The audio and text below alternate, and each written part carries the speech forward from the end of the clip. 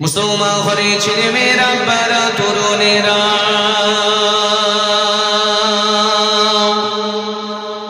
এ নবী পাকের প্রেমিকেরা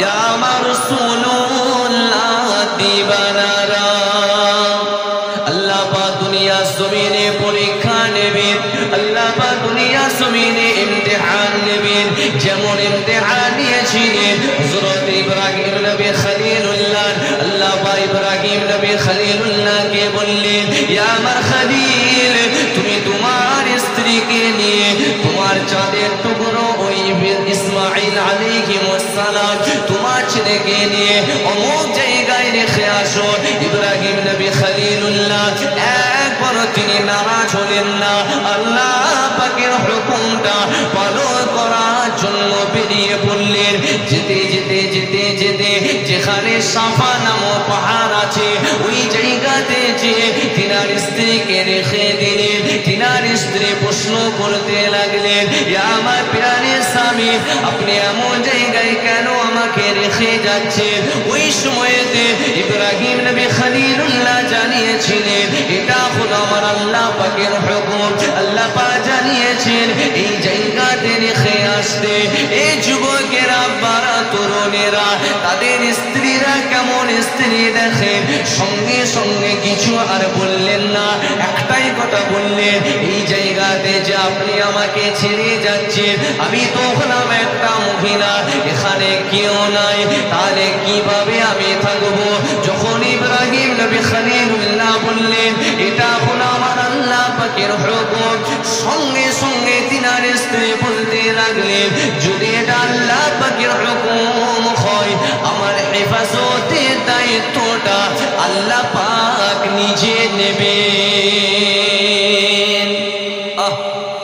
কতটা আল্লাহর প্রতি ভরসা শুধু ইব্রাহিম নবী খলিলুল্লাহকে আল্লাহ বললেন যাও রেখে আসো তিনিও আল্লাহর হুকুমটা কত সুন্দর পালন করলেন নির্জন নিরালা যেখানে কোনো বসতি নয় শুধু মরুভূমি আর পাহাড় ওই জায়গায় রেখে আসলেন আর তিনার স্ত্রীরও ঈমান দেখেন বলছে যদি আল্লাহর হুকুম হয় নিশ্চয়ই আমার হেফাজতের দায়িত্বটা আমার আল্লাহই নেবেন জোরে বলেন সুবহানাল্লাহ আর আমরা মুসলিম ঘরে জন্ম নিয়ে মুখেতে বলি যে আল্লাহকে ভয় করি আমাদের একটা বিয়ে বাড়ির অনুষ্ঠানে যান মুসলিম ঘরের বিয়ে হচ্ছে সেখানে ভিডিও ক্যামেরা ছাড়া এই বর্তমান সময়ে এটা 90% বিয়েই হয় না কথা ঠিক না বেঠিক জোরে বল এটা বিয়ে বাড়ি এটা সুন্নত না সুন্নত নয় এটা তো একটা ইবাদত বিয়েটা ইবাদত না ইবাদত নয় হাদিস শরীফে আছে আন নিকাহু মিন সুন্নতি আবার অপর হাদিসে আছে নিকাহু নিসফুম মিনাল ঈমান যেই জিনিসটা সুন্নত নবীর সুন্নত যেটাতে অর্ধেক ঈমান আছে এটাতেও ইহুদি খ্রিস্টান গায়ের কওমের প্রথাকে আমাদের মুসলিম ঘরের ছেলেরা বা মেয়েরা এটাকে ঢুকিয়ে দিয়েছে তা আপনি যে ভিডিও ক্যামেরাটা করছেন অনেক মা বোন আছেন যারা আজও পর্দা করে পর পুরুষকে তার চেহারা দেখায় না কিন্তু আপনার নিমন্ত্রণ রাখতে যে আপনার দাওয়াত রাখতে যে সে যদি না আসে আপনি মাইন্ড করবেন সম্পর্ক খারাপ হবে সে আপনার বিয়ে বাড়িতে আসলো আর যখন খেতে বসলো সে তার চেহারাটা তুলে যখন খাচ্ছে সেখানে ক্যামেরা করে সেটা ভিডিও ফুটেজে সে বিয়ে বাড়ির ক্যাসেট আপলোড দিয়ে সেটা সবাই দেখে তাহলে এখানেও একটা পর্দা নেশিনা বোনের মায়ের পর্দাহীন হলো না হলো না হলো তো নাকি তাই নবী বললেন যারা বিয়ে করবে তিনটে শর্ত মেনে বিয়ে করবে আল্লাহ নবী সাহাবা হুজুর দিকে বললেন আমার সাহাবারা কে কে বিয়ে করতে রাজি আছো বলো তো সমস্ত সাহাবা হুজুররা হাত তুললেন আল্লাহর নবী বললেন যার মধ্যে তিনটে শর্ত থাকবে সে বিয়ে করবে তা আমার জোয়ান ভাইগুলোকে বলবো হালকা বয়সে বিয়ে করে নাও হালকা বয়সে বিয়ে করলে আচ্ছা একটু সামনে সরে আসে একটু কাছে কাছে সরে আসে একটু দুরূদ শরীফ পড়ে আল্লাহুম্মা সাল্লি আলা সাইয়্যিদিনা মাওলানা মুহাম্মদ ওয়া আলি সাইয়্যিদিনা মাওলানা মুহাম্মদ আমার যুবক ভাইরা একটু হুজুর হয়ে বলে যায় হালকা বয়সে বিয়ে করে নিলে কি হবে, অনেক গুনাহ থেকে বাঁচা যাবে, তাই তো নাকি? সেই জন্য নৈব নিকাহ নিসফুম মিনাল ঈমান, বিয়ে হলো অর্ধেক ঈমান। তার মানেটা কি? তুমি অনেক গুনাহ থেকে বাঁচতে পারবে, তাই একটু হালকা বয়সে বিয়ে করে নেবে। তাই নবী আমার জানিয়ে গেলেন যার মধ্যে 3টে শর্ত থাকবে সে বিয়ে করবে। 1 নম্বর শর্ত হলো, যখন বিয়েটার কথা এলো একটুখানি আপনাদিকে বলিয়ে দিই, এই যুবকেরা বারা তরুণেরা যাদের বিয়ে হয়ে গেছে তাদেরও দরকার আছে, যাদের বিয়ে হয়নি তাদেরও দরকার আছে। 1 নম্বর শর্ত হলো, আল্লাহ নবী জানিয়ে দিলেন তুমি যে মেয়েটা বিবাহ করবে তার যদি কখনো শরীর খারাপ হয়, তুমি তার কাছে যে স্ত্রীর সেবা করবে, এই মনুষ্যত্বটা যার মধ্যে থাকবে, তবে তুমি বিবাহ করতে পারবে। 2 নম্বর শর্ত হলো, তুমি যে দিনমোহরটা আনবে ওটা বাসরাত্রিতেই দিয়ে দেবে। দিনমোহর অনেকে আছে, দিনমোহর আনছে 5001 টাকা, তো সেখানে সবাই আছে, কনে পক্ষ আছে, বরপক্ষ আছে, ইমাম সাহেব আছেন, অনেক হাজি সাহেব আছেন, বুজুর্গ মানুষরা আছেন, সিনিয়র সিটিজেন মানুষরা আছে, অভিজ্ঞ মানুষরা আছে। সেখানে সই শপথ সব হয়ে গেল, সেখানে সই করে অনেকে আছে সারা জীবন চলে গেছে, স্ত্রীর সঙ্গে সংসার করলো, ওই দিনমোহরের টাকাটাও মিটায়নি, এমন অনেকে আছে। এক জায়গায় দেখলাম একজন স্বামী মারা গেছে, তার স্ত্রী আসলেন, আসার পরে তার স্ত্রীর পিছনে আবার 2টো মেয়েও আসলেন, বলছে দিনমোহরের খালাস দেয়া হবে। কি খালাস? তার স্বামীটা সারা জীবন আদায় করেনি, ওই জায়গাতে এসে স্ত্রী বলবে সব মাফ করে দিল।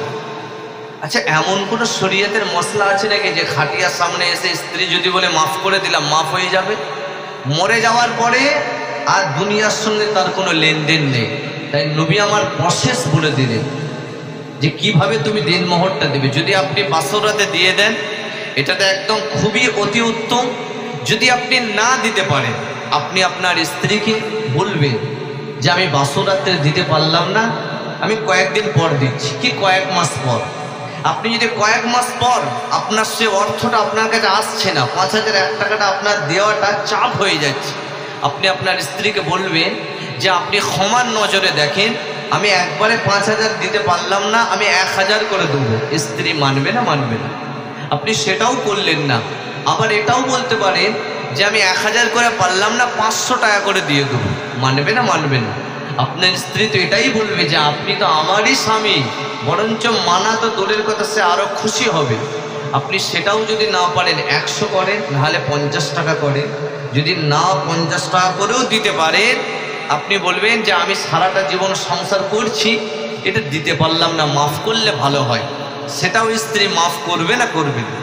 আপনি এতগুলো যে নবী অপশান দিলেন, এইগুলোকে আপনি না ব্যবহার করে সারা জীবন কিছুই বললেন না, তো মারা যাওয়ার পরে যদি আপনি স্ত্রী যদি স্বামীর কাছে এসে দিনমোহরের খালাস দেয়, এটা খালাস হবে? হবে না। তাই নবী বললে বিবাহ 2 নম্বর শর্ত যে তুমি বাসর রাত্রিতেই দিনমোহরের টাকাটা দিয়ে দেবে। এত খরচা করছো, লাইটিং খরচা, প্যান্ডেল খরচা, সবের খরচা হচ্ছে, ওই খরচার বিছখান দিয়ে 5000 টাকা ইচ্ছা করলে দেওয়া যাবে না? যাবে না। যদি এটা এখনো কেউ না দিয়ে থাকে, আমার ওয়াজ শুনে একটু দিয়ে দেওয়ার চেষ্টা করবে। বিবাহ 3 নম্বর শর্ত হলো, আল্লাহ নবী জানিয়ে দিলেন তুমি যে স্ত্রীটাকে বিবাহ করবে, পর্দা নশিনা করাটা হলো তোমার দায়িত্ব। কেননা শুধুমাত্র ভরণ পোষণ দিলে হবে না। যেমন আপনারা বাড়িতে গরু ছাগল পোষেন, শুধুমাত্র খাওয়া দাওয়া দিলে হবে না, ওই গরু ছাগলটাকে রাখার জন্য দড়ির প্রয়োজন হয় না? হয় না? একটা দড়ি দরকার হয় গরু ছাগলটাকে রাখার জন্য। তেমন আপনার যে স্ত্রীটাকে বিবাহ করলেন, ওই স্ত্রীটাকে বাইরে নিয়ে যাবার সময় স্ত্রীটাকে পর্দা করাবেন। কখনো মেলায় নিয়ে যে বা রাস্তাঘাটে নিয়ে যে স্ত্রীটাকে আপনি বেপর্দা করবেন না। কেননা আল্লাহ নবী জানিয়ে দিলেন একটা মহিলা যদি বেপর্দা হয়ে যায়, 4 জন মানুষকে সে জাহান্নামে নিয়ে যাবে। এই যুবকেরা, বারা তরুণেরা, 1 নম্বর নম্বরে হলো ওই মেয়েটা যদি আব্বা তার মেয়েটাকে মানা না করে তার আব্বা হয়ে যাবে জাহান্নামী। দ্বিতীয় নম্বরে হলো ওই মেয়েটা যদি বড় ভাই থাকে, বড় ভাই যদি তার বোনকে মানা না করে ওই বড় ভাইটাই হয়ে যাবে জাহান্নামী। তিন নম্বরে হলো ওই মেয়েটা যদি নিজের যোগ্য সন্তান থাকে সে যদি তার মাকে পর্দার কথা না বলে ওই ছেলেটা হয়ে যাবে জাহান্নামী।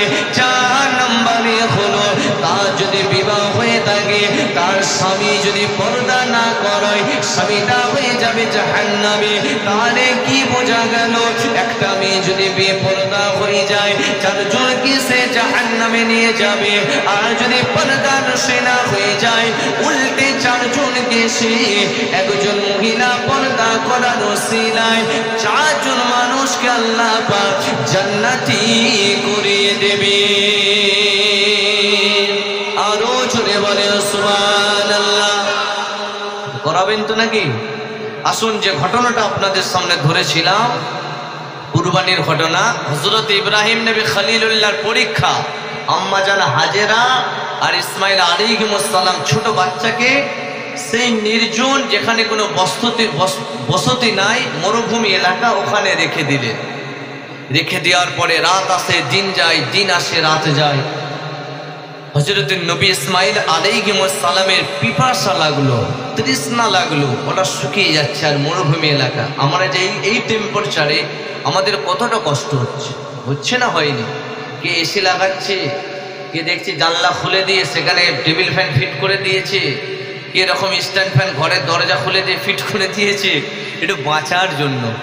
তাহলে এখান থেকে একটু শিক্ষা নেবেন। বলছি যখন গরম বেড়ে যায় জাহান্নাম থেকে, যখন জাহান্নাম নিঃশ্বাসটা ফেলে তখন দুনিয়াতে এত গরম ছেয়ে যায়। তাহলে চিন্তা করছে যে জাহান্নাম শুধু নিঃশ্বাসটা ফেলে, যে আমরা হাইফাই করছি, নিঃশ্বাসটা ফেলেছে এসি নিয়ে আসো, গরম নিয়ে আসো, ঠান্ডা পানি নিয়ে আসো, ফ্রিজের পানি দাও, বরফ দাও। তাহলে সেই জাহান্নামটা কতটা ভয়ঙ্কর জায়গা হবে। সূর্যটা যদি মাথার এতটা কত মানে কোটি কোটি মাইল দূরে আছে, তারপর আমরা সেই তাপটা সহ্য করতে কতটা কষ্ট হচ্ছে। হাসরের ময়দানে এক হাত ইখতিলাফ এক বিদ্যা, এতটা দূরে থাকবে। এখন তো একটা মুখ খোলা আছে, তখন 12টা মুখকে খুলে দিয়ে হবে, কতটা কষ্ট হবে। কথা ঠিক না বেঠিক? জোরে বলে। ইসমাইল নবীকে পিপাসা পেয়ে গেল, আর মায়ের কাছে যখন বাচ্চা পিপাসায় কাতরায়, মা থাকতে পারে? কতটা মায়ের কষ্ট হয়। আল্লাহ পাকের পরীক্ষা দেখেন, যখন নবী ইসমাইল আলাইহিস সালামকে পিপাসা পেয়ে গেল, এই যুবকেরা বারা তরুণেরা নবী ইসমাইল আলাইহিস সালাম কাঁদতে শুরু করে দিলেন। আম্মা জান হাজেরা একবার সাফা দিয়ে যায়, একবার মারওয়ার দিকে আসে, আবার সাফা পাহাড়ের দিকে যায়, আবার মারওয়ার দিকে আসে, আর ভাবতে শুরু করে দিলেন ওই যে সাফা পাহাড়টা আছে ওখানে পানির মতো চমকাচ্ছে, মনে হচ্ছে যেন ওখানে পানি আছে। আবার ওখানে গেলে দেখলেন পানি নাই, আবার মনে করতে লাগলেন এই দিকে যে মারওয়া পাহাড় আছে হয়তো এখানে পানি আছে। আবার তিনি চলে আসলেন, এইভাবে সাফা মারওয়া যখন তিনি ছুটতে শুরু করে দিলেন, এই ছুটাটা আল্লাহ পাকের এতটা পছন্দ হয়ে গেল, আল্লাহ পাক এতটা খুশি হলেন, আল্লাহ পাক তখন থেকে আল্লাহ পাক ইচ্ছা করলেন এই যে ছুটাটা যতজন হাজী সাহেব আসবে তাদের জন্য আল্লাহ পাক জায়েজ জরুরি করে দেবে। এই যুবকেরা বারা তরুণেরা এই ছুটার ব্যাপারে আল্লাহ পাক কোরআন শরীফে আয়াত নাযিল করে দিলেন। বিসমিল্লাহির রহমানির রহিম, ইন্নাস সাফা ওয়াল মারওয়াতা মিন শাআইরিল্লাহ। আল্লাহ পাক জানিয়ে দিলেন যতজন হাজী সাহেব আসবেন সকলকে সাফা মারওয়া পাহাড়টা সাই করতে আসতে হবে। সাই মানে হলো দৌড়না, তাড়াতাড়ি যেতে আসতে হবে। আম্মা জান হাজেরা যখন বারবার সাফা মারওয়া করলেন, আসার পরে দেখে তিনার নিজের বাচ্চা নবী ইসমাইল আলাইহিস সালাম পানির তৃষ্ণার তাড়নায় পাটাকে ঠুকে দিলেন। যখন বাচ্চা দিকে কোনো খিদে পায়, পা দেখবেন ঠুকাঠুকি করে। নবী ইসমাইল আলাইহিস সালাম বাচ্চা বয়সে যখন পাটাকে ঠুকে দিলেন, ওই জায়গা থেকে আল্লাহ পাক তিনার পায়ে বরকতে পানি জাহির করে দিলেন। এ নওজোয়ান তরুণের আব্বারা যখনই পানিটা বার হতে লাগলো, আম্মা জান হাজেরা দেখলেন এত পানি বার হচ্ছে, এত পানি বার হচ্ছে, স্রোতটা তিনি ধরে রাখতে পারলেন না। তখনই তিনি জমজম বললেন। জমজম মানে হলো থেমে যাওয়া, রুকে যাওয়া। যখনই তিনি জমজম বললেন, ওই দিন থেকে আল্লাহ পাক ওই পানিটাকে জমজম নাম রেখে দিলেন। আরো জোরে বলে সুবহানাল্লাহ। নারে তাকবীর। বুঝতে পারলেন জমজম মানে কি? থেমে যাও। এত পানি বার হচ্ছে, আম্মা জান হাজেরা বলছেন জমজম। উনি থামার একটা চেষ্টা করলেন আর বললেন জমজম। ওই কথাটাই আল্লাহ এত খুশি হলেন, ওই পানিটা নিয়ে নাম রেখে দিলেন জমজম। আবার বলা হয় আবে জমজম। আবটা কি ভাষা? আবটা হলো ফার্সি শব্দ। আবুন মানে পানি, তার ফার্সি হলো আবুন, তার আরবি হলো মাউন, আর তার ইংরেজি হলো ওয়াটার। বুঝে আসছে তো? আমরা হুজুরও কিছু কিছু জানি, বুঝলেন তো? তো যাই হোক, ওটাকে বলা হয় আবে জমজম। জমজমটা কোথা থেকে এলো? উনি যে পা ঠুকেছিল, স্রোত বার হয়েছিল। যখন কেউ জমজমের পানি দেবে, ওটাকে নিয়ে আপনি নিয়ত করবেন। নিয়ত রেখে পানিটার দিকে তাকাবে।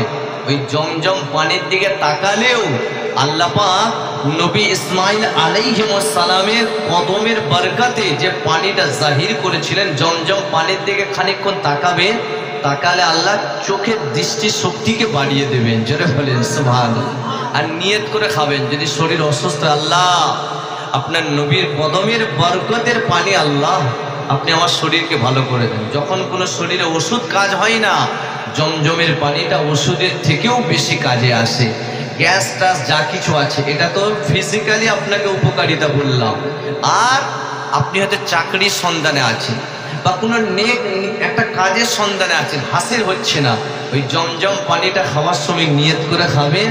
আল্লাহ ওই পানির বরকতে আপনার নেক ওই কাজটাকেও আমার আল্লাহ পাক ওই পানির বরকতে আপনাকে হাসিল করিয়ে দেবেন। জোরে বলেন সুবহানাল্লাহ। এই যে হাজিরা আসেন, হজ পাক থেকে আসলে একটু জমজমের পানি নেক নিয়ত করে খাবেন। আল্লাহ যেন তৌফিক দান করেন। জোরে বলেন আল্লাহুম্মা আমিন। তো রেখে আসার পরে 1 বছর হয়ে গেছে। কত কঠিন জায়গায় রেখে এসেছে। আমাদের তো আজকাল একটা ছেলে বাইরে গেলে মা কত যোগাযোগ রাখে না যে আমার বাচ্চাটা খেলো কি খেলো না, স্কুল গেলে খোঁজ নাই, সোশ্যাল মিডিয়া। তখন কিন্তু কি এমন ফোনের ব্যবস্থা ছিল? তখন কিচ্ছু ছিল না। তো ইব্রাহিম নবী খলিলুল্লাহ 1 বছর পরে আল্লাহ পরীক্ষা নিচ্ছেন। আর আল্লাহর কারিশমা বোঝা বড় মুশকিল। আল্লাহ পরীক্ষা নিচ্ছেন। 1 বছর পর তিনার ইচ্ছা হলো, আল্লাহ আমি আমার স্ত্রীকে একটু দেখতে ইচ্ছা করছে, আমার বাচ্চাটাকে দেখতে ইচ্ছা করছে। যখনই তিনি ইচ্ছা পোষণ করলেন, তখন আমার আল্লাহ বলে, আমার খলিল যাও উটটা নিয়ে দূর থেকে দেখে চলে আসে। যদি 1 বছর পরে ইজাজত পেলেন, তাও আবার দূর থেকে।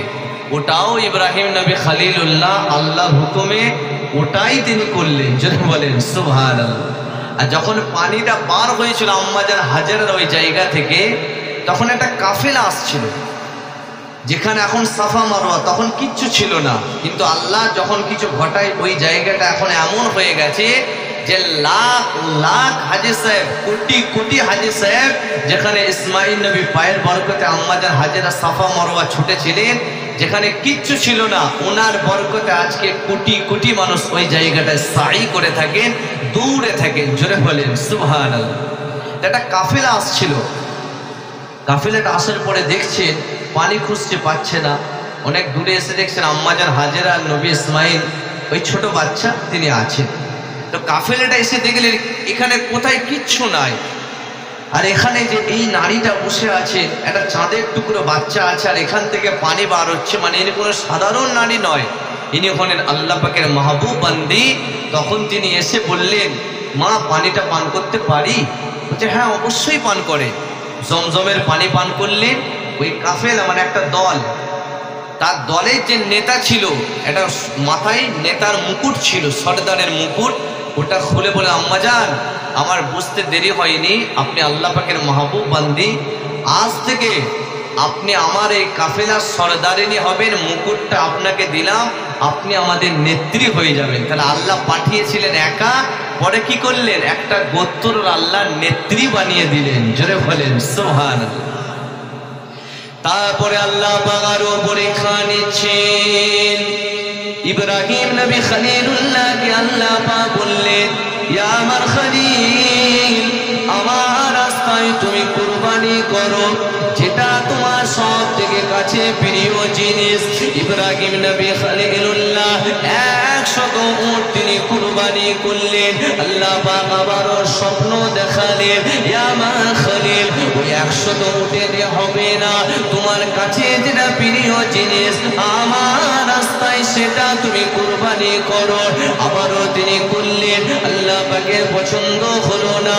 আল্লাহ পাক কোরআনে জানিয়ে দিলেন, ফালাম্মা বালাগা মা'হু আস-সা'য়া ক্বালা ইয়া বুনাইয়া ইন্নী আরা ফিল মানামি আন্নী আযবাহুকা ফানজুর মাযা তারা ক্বালা ইয়া আবাতি ফা'আল মা তু'মার সাতাজিদুনি ইনশাআল্লাহু মিনাস সাবিরিন। আল্লাহ স্বপ্ন দেখালেন, সব থেকে কোনটা তোমার কাছে? ইসমাইল নবীকে স্বপ্নতে দেখালেন, তোমার ছেলেটা তোমার সব থেকে কাছে, ওই তোমার বাচ্চাটাকে আমার রাস্তায় কুরবানি করো। যখন আল্লাহ পাক হুকুম করে দিলেন, তিনি সকালবেলায় উঠে ছেলেটাকে গোসল করিয়ে দিলেন, ভালো কিমতি দামি নতুন জামা কাপড় পরিয়ে দিলেন। আর ইব্রাহিম নবী খলিলুল্লাহ নিজের বাচ্চাকে নিয়ে প্রতিদিন খেলাধুলা করতেন। ইব্রাহিম নবী ছুটতেন, তার বাচ্চাটা ছুটতো। ওই দিনেতে তলোয়ার খানা স্থান দিয়ে তিনি বাচ্চাটাকে নিয়ে খেলতে যাচ্ছেন না। বাচ্চাটা মনে করেছে, আব্বা জান কেন আজকে ছুটছেন না? ইব্রাহিম নবী নিজেই ইসমাইল নবী নিজেই ছুটছেন আর বলছেন, আব্বা জান আপনি আজকে আমাকে ধরেন। কিন্তু ইব্রাহিম নবী চোখে এত পানি, কেননা তিনি জানতে পেরে গেলেন আমার বাচ্চাটাকে আল্লাহ রাস্তায় জবাই করে দিতে হবে। কোন আব্বা যদি তার ছেলেকে জবাই করতে নিয়ে যায়, কতটা বেদনাদায়ক হয়, কতটা কষ্ট হয়। ইব্রাহিম নবী খলিলুল্লাহ চোখেতে পানিটা দেখা পরে নবী ইসমাইল আলাইহিস সালাম বলতে লাগলেন, আব্বা জান আপনি কাঁদেন কেন আজকে? ওই সময়েতে ইব্রাহিম নবী খলিলুল্লাহ জানিয়ে দিলেন, আহারে বলতে লাগলেন, কোচে আল্লাহ পাক হুকুম করেছে তোমাকে আল্লাহ রাস্তায় জবাই করতে হবে। ওই বাচ্চা ইসমাইলের জবাবটা শুনে সঙ্গে সঙ্গে বলেছিলেন, আব্বা জান যদি এটা আল্লাহ পাকের হুকুম হয় অবশ্যই আপনি দেরি না করে আমাকে জবাই করে দেন, সবর করনে ওয়ালাদের সঙ্গে আমাকে পেয়ে যাবে। আরো জোরে বলে সুবহানাল্লাহ। বাপ ছেলেকে বলছে জবাই করব, ছেলে রাজি আল্লাহর জন্য। আর আমাদের আব্বারা ছেলেকে ফজরের নামাজে নিয়ে যায়, বল হুজুর আপনি ছেলের কথা বলছে, বাপই তো নামাজ পড়ে। সত্যি তো অনেক আব্বা আছে, নামাজ তো দূরের কথা, ছেলের হাতে বিড়ি কিনতে দেয়। একটা বাচ্চা ছেলে সে বাঁশতলায় যে বিড়ির টান মারছে, একটা বাচ্চা ছেলে, অভ্যাসটা কে খারাপ করিয়েছে? ছোটবেলায় তার আব্বা ওই ছেলেটাকে বিড়ি কিনতে পাঠাচ্ছে, ছেলের হাতে বিমল কিনতে পাঠাচ্ছে, শান্তি কিনতে পাঠাচ্ছে। এমনও বাপ আছে না নাই? জোরে বলে। বাপ যদি নামাজ পড়তো, হুজুর আসছে নাকি? আচ্ছা সকলে একটু মহব্বতে তাকবীর দেন, নারে তাকবীর, নারে তাকবীর। উলামায়ে দ্বীন বলেন জিন্দাবাদ, উলামায়ে দ্বীন নারে তাকবীর। হুজুর এসে গেছেন, বসিয়ে রেখে বলাটা বিয়াদবি হবে। যেহেতু যে প্রসঙ্গটা ধরেছিলাম একটু সময় লাগবে, বলবো না হুজুরকে ছেড়ে দেবো, এটা বললে সময়টা লাগে, এটা ঠিক হয়ে যাবে। তো অনেক আব্বা আছে তার ছেলেকে নামাজও পড়তে নিয়ে যায় না, কিন্তু এনাদের ছেলে দেখে। তা আপনারা আল্লাহ করে একটু ছেলেদিকে নিয়ে যাবেন, বাপেরাও যাবেন, ছেলেদিকেও নিয়ে, কারণ নামাজের সঙ্গে কুরবানির সম্পর্ক। আপনি 30,000 40,000 টাকা দেবে গরু কিনে একে দেখাচ্ছেন, হোয়াটসঅ্যাপে পাঠাচ্ছে গরু কিনে, ফটো দেখে বলছে দেখ তো গোশটা কেমন হবে। আচ্ছা বলেন, কুরবানির গরুটা কি অন্য বিয়ে বাড়ির মতো গরু নাকি?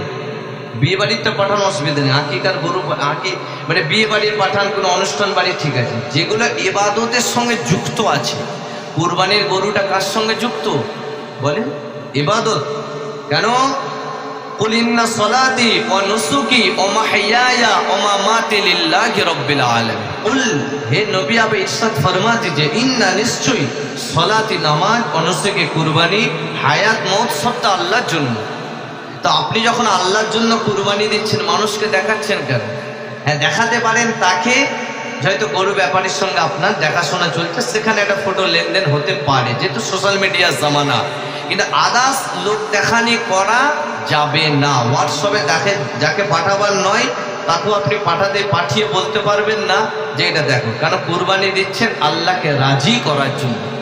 তো এই কুরবানি ইনশাল্লাহ এইগুলোকে আপনি একটু মাথায় রাখবেন, কারণ কুরবানির সঙ্গে নামাজের আয়াত, যে কুরবানির আয়াতগুলো এসেছে ওর সঙ্গে নামাজের আয়াতগুলো সেটিং আছে। দেখেন মৌলানা সাহেব পাশে আছে, ইন্না আতাইনাকাল কাউসার ফাসাল্লি, আল্লাহ বলছে নামাজ পড়ো, লিরাব্বিকা ওয়ানহার, আল্লাহর জন্য নামাজ পড়ো এবং কুরবানি দাও।